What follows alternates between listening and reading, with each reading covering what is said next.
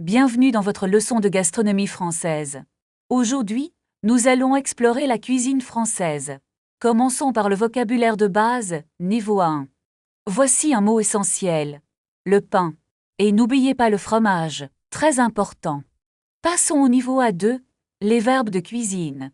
Le verbe cuisiner signifie to cook, et préparer veut dire to prepare. Maintenant, voyons une situation réelle. Rencontrons Camille et Julien au restaurant. Julien, qu'est-ce que tu veux manger? Je ne sais pas. Le menu est délicieux. Est-ce que tu préfères le poisson? Non, je préfère la viande rouge. Très bien. Maintenant, parlons du passé. Pour parler d'un repas, on utilise avoir. Par exemple, j'ai mangé un croissant. Voyons le niveau B1, les nuances. On peut dire, le plat était savoureux. Ou encore, c'était un délice. Attention aux faux amis, assaisonner. Revenons à Camille et Julien. Julien, as-tu déjà goûté ce plat? Non, je ne l'ai jamais goûté. Alors, commande-le. Il est excellent. Phrase du jour, bon appétit. Pour finir, essayez d'écrire votre propre souvenir. Merci d'avoir regardé cette leçon. Passons maintenant à un exercice de grammaire approfondi. Comment diriez-vous? Y a vos deux steak? J'ai commandé un steak frites. Exactement. Et pour she went to the restaurant? Elle est allée au restaurant. Très bien. N'oubliez pas l'accord avec le sujet. Imaginons que vous êtes au restaurant maintenant. Excusez-moi, puis-je voir la carte des vins? Je voudrais aussi une bouteille d'eau minérale. Très poli. Maintenant, demandons une recommandation. Quel est le plat du jour, s'il vous plaît? Est-ce que ce plat contient des produits laitiers? C'est une question essentielle pour les allergies. Je vais prendre la soupe à l'oignon. Et pour moi, le confit de canard. Le repas est servi. Comment décrire le goût? C'est vraiment très parfumé et délicat. La viande est un peu trop cuite. Comment signaler cela poliment au serveur? Excusez-moi, la viande est trop cuite. Serait-il possible de l'échanger? Passons au moment de l'addition. L'addition, s'il vous plaît. Est-ce que vous acceptez la carte? Et si vous voulez partager l'addition? Pouvons-nous payer séparément? Très bien. Changeons de sujet pour pratiquer le passé. Samedi dernier, je suis allée au bistrot. Qu'est-ce que tu as mangé là-bas? J'ai goûté une spécialité locale. C'était comment? C'était bon? C'était délicieux et l'ambiance était calme. Mais le service a été un peu lent. Excellent usage des deux temps. Essayons un autre scénario, faire des courses. Où puis-je trouver les produits frais? Les légumes sont au fond du magasin. Je cherche aussi du fromage de chèvre. Il en reste seulement 2 morceaux. Prends-en un pour nous deux. Attention à la place du pronom en. Revenons à la cuisine à la maison. D'abord, il faut couper les oignons. Ensuite, mélangez la farine et les œufs. Faites cuire le tout pendant 10 minutes. Quelle recette avez-vous préférée? J'ai préféré la recette de Camille. Et moi, j'ai adoré le dessert. Félicitations pour avoir terminé cette leçon.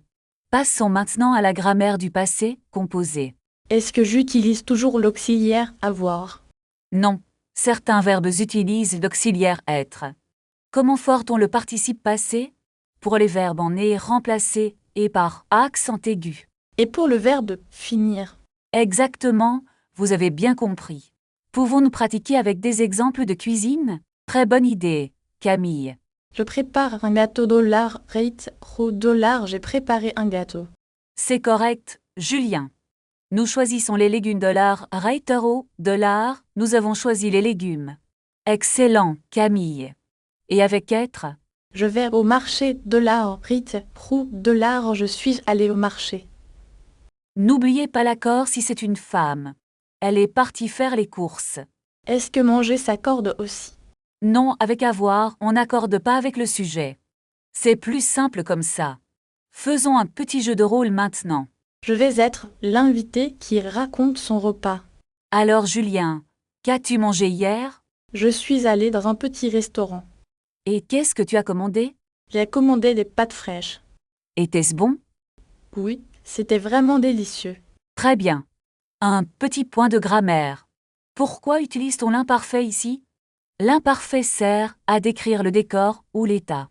Je comprends mieux maintenant. Continuons avec un autre scénario. Je serai la serveuse cette fois. Bonjour, est-ce que je peux voir la carte? Bien sûr, monsieur. Voici la carte. Je voudrais une soupe à l'oignon. Très bien. Et comme plat principal, Je vais prendre le poulet rôti.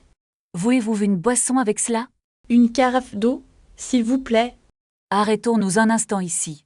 Le mot carafe est-il courant? Oui, c'est très courant en France. Comment demandons l'addition? Vous pouvez dire l'addition, s'il vous plaît.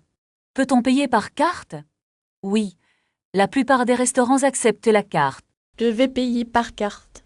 C'est une excellente séance aujourd'hui. Pratiquez ces verbes de cuisine en écrivant votre propre set en commentaire. Passons maintenant à la grammaire des pronoms. Regardez cet exemple avec le restaurant. Est-ce que je peux dire je l'ai commandé? Oui, c'est tout à fait correct. Analysons maintenant les pronoms compléments directs. Et pour les objets indirects? Utilisez lui ou leur pour les personnes. Pratiquons avec une situation de voyage. Excusez-moi, où est le quai numéro 3? Prenez l'escalator et tournez à gauche. Est-ce que ce train va à Lyon? Oui, il part dans 10 minutes. Je dois acheter un billet rapidement. Allez au guichet automatique, c'est plus rapide. Est-ce que la machine accepte les espèces? Seulement les cartes bancaires ici. D'accord, je vais utiliser ma carte. Revenons à notre leçon de grammaire. Voyons le pronom en pour les quantités. Comme quand on commande du café. Exactement. Voulez-vous du café? En voulez-vous? C'est un peu difficile à placer. Il se place avant le verbe conjugué.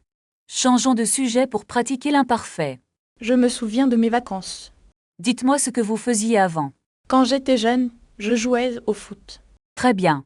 Et le décor? Il faisait beau et les oiseaux chantaient. Parfait. Maintenant, une situation de problème. Oh non, j'ai perdu mon passeport. Où l'avez-vous laissé la dernière fois? Je crois que je l'ai oublié à l'hôtel. Appelez la réception immédiatement. Je vais essayer de les joindre. Si vous ne les trouvez pas, allez à la police. Merci pour votre aide précieuse. De rien, j'espère que tout s'arrangera. Nous avons bien travaillé aujourd'hui. N'oubliez pas de réviser les pronoms. Passons maintenant à la pratique des pronoms compléments. Est-ce que je peux dire « je le vois » ? Je voudrais commander la soupe, s'il vous plaît. Maintenant, utilisez un pronom pour la soupe. Je la voudrais très chaude. Très bien. Et pour le pain? Je le prendrai avec du beurre. Parfait. Changeons de situation pour le transport. Où puis-je l'acheter un billet pour Lyon? Le guichet est juste là-bas. Combien coûte le billet aller-retour? Il coûte 50 €. Est-ce que je peux l'acheter en ligne? Oui, vous pouvez l'acheter sur l'application. Merci. À quelle heure part le train? Le prochain part à 14 heures. Est-ce que je dois prendre le quai numéro 3? Non, c'est sur le quai numéro 5. D'accord, je vais chercher le quai. Attendez, n'oubliez pas votre sac. Ouf, merci de me l'avoir dit. Passons à une situation de shopping. Je cherche une chemise bleue. Quelle est votre taille? Je fais du M, s'il vous plaît. Voici une chemise en coton. Puis-je l'essayer dans la cabine? Bien sûr, les cabines sont au fond. Elle est un peu trop grande. Voulez-vous une taille plus petite? Oui, je la prends en S. Très bien, passons à la caisse. Oui, nous acceptons toutes les cartes. Voici ma carte. Merci beaucoup. Voulez-vous un sac en papier? Non merci, j'ai mon propre sac. C'est une excellente habitude écologique. Terminons par une révision rapide. Rappelons d'abord l'usage du pronom en. Regardez cette phrase. J'ai 3 pommes. Est-ce qu'on dit j'en ai 3? Exactement. Vous avez parfaitement compris. Maintenant, pratiquons avec une situation réelle. Je voudrais commander un café, s'il vous plaît. Très bien. Et si vous voulez de café? Je peux dire j'en voudrais 2. C'est parfait. Passons à un autre exemple. Si je demande, avez-vous de la crème? La réponse est oui, j'en ai. Exactement. Et si la réponse est négative? On dit non, je n'en ai pas. Très bien. Vous maîtrisez ce point. Est-ce qu'on peut faire un exercice écrit? Oui. Complétez cette phrase. Il achète des fleurs.